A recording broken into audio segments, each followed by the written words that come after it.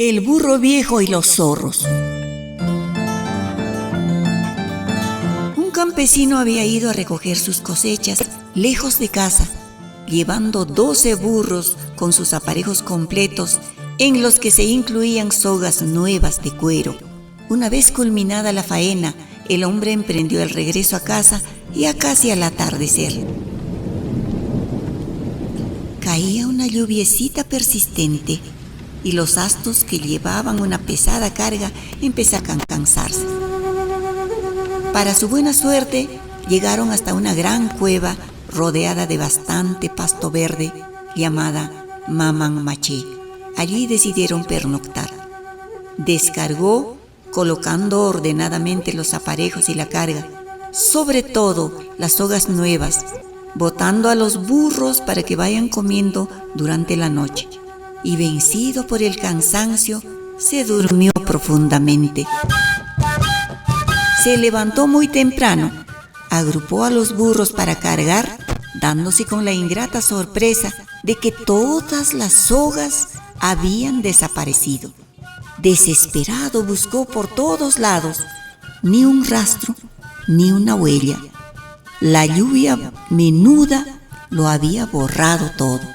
El pobre hombre muy triste se puso a llorar cuando atinó a ver a un burro flaco y viejo que le contemplaba con conmiseración. Luego, acercándose, le dijo: ¿Quieres que te ayude a recuperar tus sogas? Yo sé dónde están, solo me pagarás con 3 sacos de trigo. El campesino, desesperado, aceptó la propuesta. El asno le dijo que no le desconfíe y que en el momento solo le dé un saco de trigo, lo que comió pausadamente, y luego se fue por el campo mientras el campesino seguía llorando. Al fin llegó a una pampa muy grande, rodeada de rocas y espinas, y ¡zas! ¡Pum! Cayó. Una zorrita cayó. Una roca lo vio, corrió hacia él, le tocó, le olió, saltó sobre su hinchada panza para correr luego a la cueva y dar la buena nueva a la manada.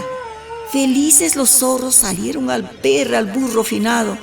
Habían esperado tanto ese día. Contentos empezaron a morderle las orejas, el cuello, pero estaba tan duro y armaban tal alboroto que zorros vecinos también llegaron queriendo participar del festín. Entonces zorros decidieron llevarse la presa a su cueva.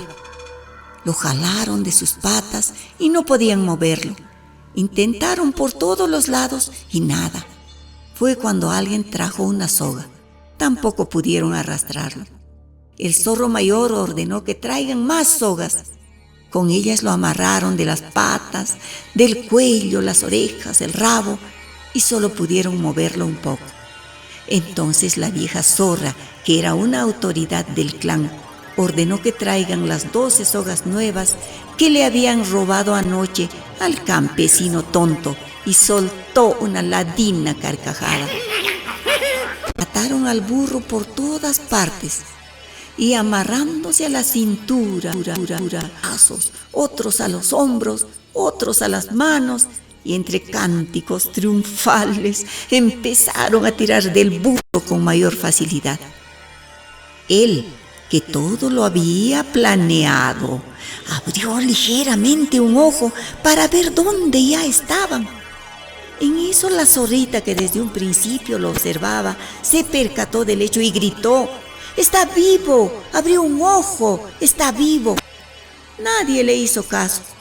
Entonces cogió una gran espina de anquí kasha y le hincó los testículos con tal fuerza que el asno se levantó rebuznando, emprendiendo frenética carrera, arrastrando a los zorros que iban dando tumbos por las piedras y espinas, gritándose unos a otros: ¡Agárrense! ¡Agárrense! Así, el burro viejo y achacoso llegó donde el campesino, con muchas sogas y pedazos de huesos, pieles, etc. El campesino, agradecido, entregó al astuto burro el trigo prometido y le obsequió 3 sacos más. Con este cuento nos enseñan a no ser muy confiados, ni de nuestra fuerza, ni de nuestro talento, menos de nuestro dinero.